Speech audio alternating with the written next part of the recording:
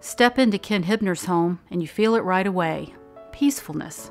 The peacefulness that comes from a life well lived, 91 years and counting. There's just a lot of memories. They're all really pretty good. Ken Huebner may move a little slower than he once did, but he's definitely still a man on the go. Nearly every day, he drives to the store he founded with his brother Ted nearly 60 years ago. Ted may be 6 years older, but age has not dimmed the brothers' deep affection for one another. They grew up on a farm near Hershey, Nebraska, 2 of 6 children. Both served in World War II. While they once enjoyed Husker games together, Ken now regularly visits Ted in assisted living. Ken's also at church, at his book club, at Rotary. There's always something to keep him busy.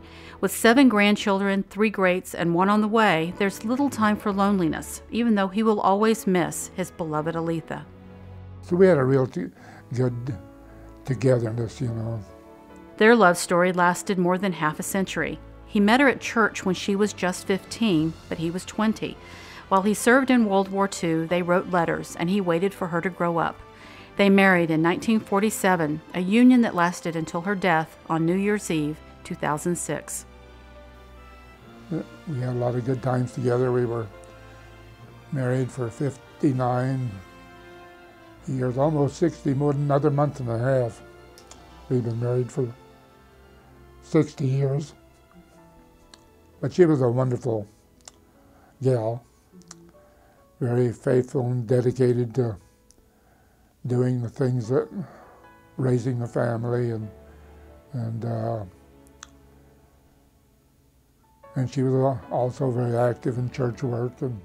In fact, Aletha served in several leadership roles, including the presidency of the Lutheran Women's Missionary League. Ken and Aletha were both extremely grateful. The Huebner's pastor remembers Aletha fondly and relies on Ken to keep him focused, especially in seeking out the lost. He is a man of gentle strength. You know, and he embraces life. He has a wonderful love of life, too.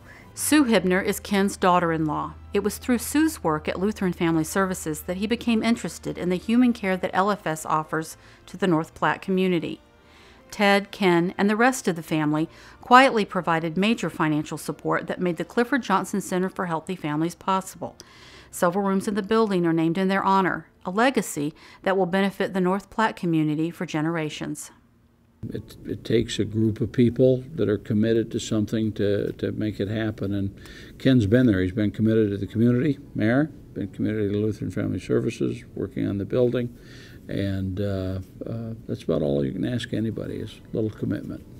Rick Coltman knows Ken as a businessman, a statesman, and as a friend. As president of the First National Bank of North Platte, Rick considers the Huebners cornerstones of the community who have quietly allowed their blessings to benefit others. I think his legacy will be that of a good family man, raising a good family, sons that have followed in his steps. I believe his legacy will be of a good charitable person who reached out to help those that needed it. And to me, that's one of the better legacies that you can have. I've just seen him give and be a fabulous role model, you know, for any of the boys, and I don't know, just an amazing man. He did a lot of good things without wanting credit for them. Paul Huebner says his parents instilled a deep sense of right and wrong and a legacy of humble service. They would not be ones to want to promote themselves, and I think that's kind of an indication of why that it is fitting. Respectful, responsible, compassionate. I don't know, you could go on and on. We need more people like the Huebners. For Ken, Ted, and their whole growing family, it's all part of lives well lived, lives where faith is put into action. But above all, that you keep your eyes on Jesus.